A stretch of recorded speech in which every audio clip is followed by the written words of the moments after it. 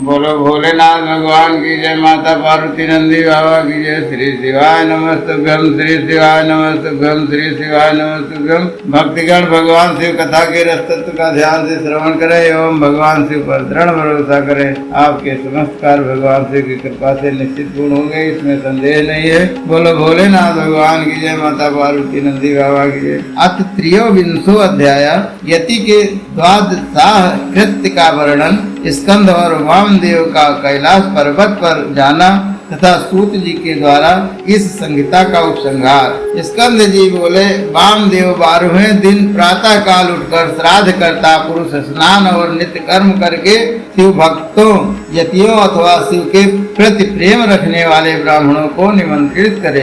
मध्याह्न काल में स्नान करके पवित्र हुए उन ब्राह्मणों को बुलाकर भक्ति भाव से विधि पूर्वक भांति भांति के स्वादिष्ट अन्न का भोजन कराए। फिर परमेश्वर के निकट बिठाकर पंचावरण पद्धति से उनका पूजन करें। तत्पश्चात मौन भाव से प्राणायाम करके देश काल आदि के कीर्तन पूर्वक महान संकल्प की प्रणाली के अनुसार संकल्प करते हुए अस्मद गुरु पूजाम करसे, मैं अपने गुरु की यहाँ पूजा करूँगा, ऐसा कहकर कुशों का स्पर्श करें। फिर ब्राह्मणों के पैर धोकर आचमन करके श्राद्ध करता मौन रहे और फिर भस्म में विभूषित उन ब्राह्मणों को पूर्वाभिमुख आसन पर बिठाएं। वहाँ सदाशिव आदि के क्रम से उन 8 ब्राह्मणों का बड़े आदर के साथ चिंतन करें, अर्थात उन्हें सदाशिव आदि का स्वरूप माने।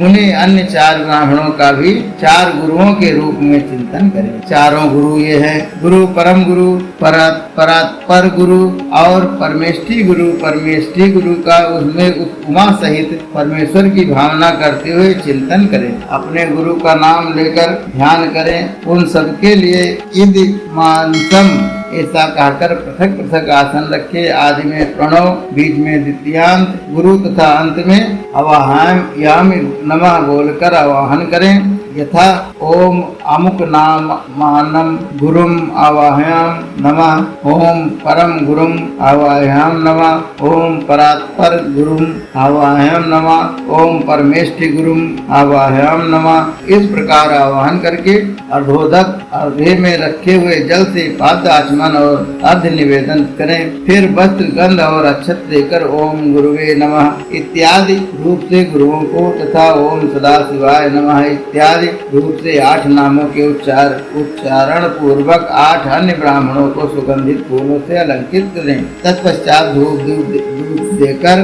कृतमिदम सकल मराधनम संपूर्ण मस्तु की गई यह सारी आराधना पूर्ण रूप से सफल हो, ऐसा कहकर खड़ा हो नमस्कार करें। इसके बाद केले के पत्तों को पात्र रूप में बिछाकर जल से शुद्ध करके उन पर शुद्ध अन्न, खीर, पुआ, दाल और साग आदि व्यंजन परोसकर केले के फल, नारियल और गुड़ भी रखें। पात्रों को रखने के लिए आसन भी अलग अलग रख दें। उन आसनों को क्रमशः प्रोक्षण करके उन्हें यथा स्थान रखें। फिर भोजन पात्र का भी प्रोक्षण एवं अभिषेक करके हाथ से उसका स्पर्श करते हुए कहें, विष्णु हव्यमिदं रक्षो, हे विष्णु इस हविष्य को आप सुरक्षित रखें। फिर उठकर उन ब्राह्मणों को पीने के लिए जल देकर उनसे इस प्रकार प्रार्थना करें, सदा शिवादयो में पीता वरदा भवन्तु, सदा शिव आदि मुझ पर प्रसन्न हो, अभीष्ट वर देने वाले हो। इसके बाद ये देवा आदि मंत्र का उच्चारण करके अक्षत सहित इस अन्न का त्याग करें। फिर नमस्कार करके उठे और सर्वथा मृत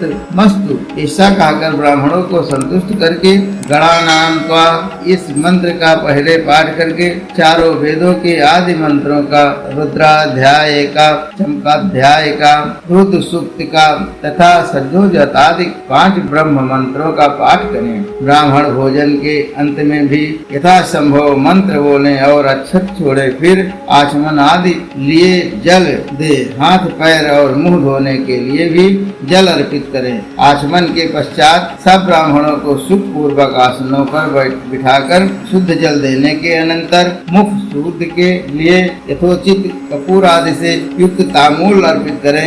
फिर दक्षिणा चरण पादुका आसन, खाता, व्यंजन, चौकी और बांस की छड़ी देकर परिक्रमा तथा नमस्कार के द्वारा उन ब्राह्मणों को संतुष्ट करें तथा उनसे आशीर्वाद लें। पुनः प्रणाम करके गुरु के प्रति अविचल भक्ति के लिए प्रार्थना करें। तत्पश्चात विसर्जन की भावना से कहें, सदा शिवा दया प्रीता यथा सुखम गच्छन्तु। सदा शिव आदि संतुष्टो सुखपूर्वक यहाँ से पधारे।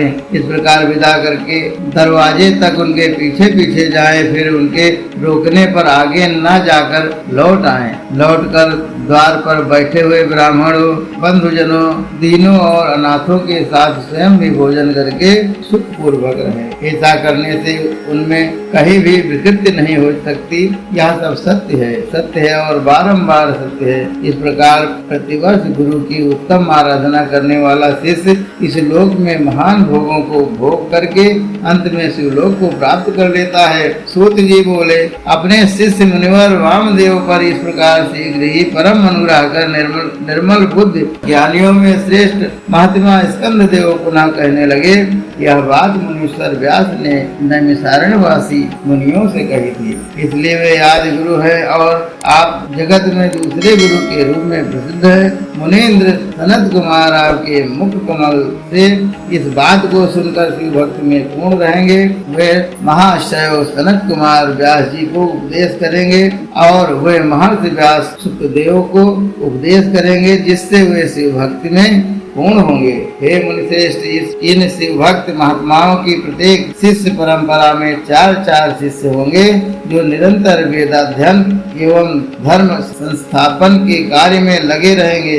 वैशंपायन, पायल, जैमिन एवं सुमंतु ये 4 व्यास जी के महातेजस्वी शिष्य होंगे। हे वामदेव, हे महामुनि अगस्त्य, पुलस्त्य, पुलह एवं क्रतु ये महात्मा आपके शिष्य होंगे। सनक, स्कंदन, सनातन मुनि और सनत सुजात ये योगियों में श्रेष्ठ शिव प्रिय तथा सभी वेदार्थों के ज्ञाता मुनिगण सनत कुमार के शिष्य होंगे। गुरु, परम गुरु, परतपर गुरु और परम मेष्टि गुरु यह गुरु चतुष्टय योगी सुखदेव जी का पूज्य है। यह प्रणव विज्ञान इन्हीं व्यास, वामदेव, सनत कुमार एवं सुखदेव इन 4 वर्णों को परंपरा में सुरक्षित रहेगा। यह ज्ञान सर्वोत्तम है और काशी में मुक्ति प्रदान करने वाला है। जो अद्वितीय स्वरूप वाला परम शिव का साक्षात अधिष्ठान वेदांत के तात्पर्य विचार में निरत बुद्ध वाले यतीन्द्रों के द्वारा परम पूजनीय तथा वेदादि की शिखा शाखाओं में उपनिबद्ध और महाकाश आदि के द्वारा आवृत है। ऐसा यह संसार को श्रेय तथा श्री प्रदान करने वाला प्रणव वेदताओं का मंडल आपको परम आनंद प्रदान करने वाला है। मुनि, यह साक्षात भगवान शिव का कहा हुआ उत्तम रहस्य है, जो वेदांत के सिद्धांत से निश्चित किया गया है। तुमने मुझसे जो कुछ सुना है उसे विद्वान पुरुष तुम्हारा ही मत कहेंगे। यदि इसी मार्ग से चलकर मैं शिव हूँ इस रूप में आत्मस्वरूप शिव की भावना करता हुआ शिव रूप हो जाता है। सूत जी बोले, इस प्रकार मुनीश्वर वामदेव को उपदेश देकर दिव्य ज्ञान दाता गुरु देवेश्वर कार्तिकेय पिता माता के सर्वदेव वंदित चरणार बिंदों का चिंतन करते हुए अनेक शिखरों से आवृत शोभाशाली एवं परम आश्चर्यमय कैलाश शिखर को चले गए। श्रेष्ठ शिष्यों सहित वामदेव भी मयूर वाहन कार्तिकेय को प्रणाम करके शीघ्र ही परम अद्भुत कैलाश शिखर पर जा पहुँचे और महादेव जी के निकट या उन्होंने उमा सहित महेश्वर के महानाशक मोक्षदायक चरणों का दर्शन किया। फिर भक्ति भाव से अपना सारा कलेवर भगवान शिव को समर्पित करके हुए शरीर की सुधि भुलाकर उनके निकट दंड की भांति पड़ गए और बारंबार उठकर नमस्कार करने लगे। तत्पश्चात उन्होंने भांति भांति के स्तोत्रों द्वारा जो भेदों और आगमों के रस से पूर्ण थे जगदम्बा और पुत्र सहित परमेश्वर शिव का स्तवन किया। इसके बाद देवी पार्वती और महादेव जी के चरणार बिंद को अपने मस्तक पर रखकर उनका पूर्ण अनुग्रह प्राप्त करके वे वहीं सुख पूर्वक रहने लगे। तुम सभी ऋषि भी इस प्रकार प्रणव के अर्थभूत महेश्वर का तथा वेदों के गोपनीय रहस्य, वेद सर्वस्व और मोक्षदायक तारक मंत्र ओंकार का ज्ञान प्राप्त करके यहीं सुख से रहो और विश्वनाथ जी के चरणों में अवस्थित सायुज्य रूपा अनुपम एवं उत्तम मुक्ति का चिंतन किया करो। अब मैं गुरुदेव की सेवा के लिए बद्रिकाश्रम तीर्थ को जाऊंगा।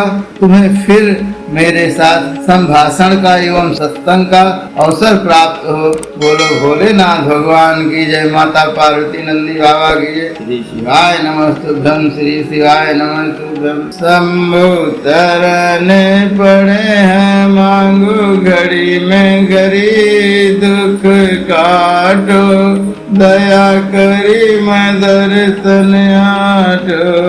शंभु तरने पड़े हैं मांगू घड़ी में घड़ी, दुख काटो दया करी मैं दर्शन आटो।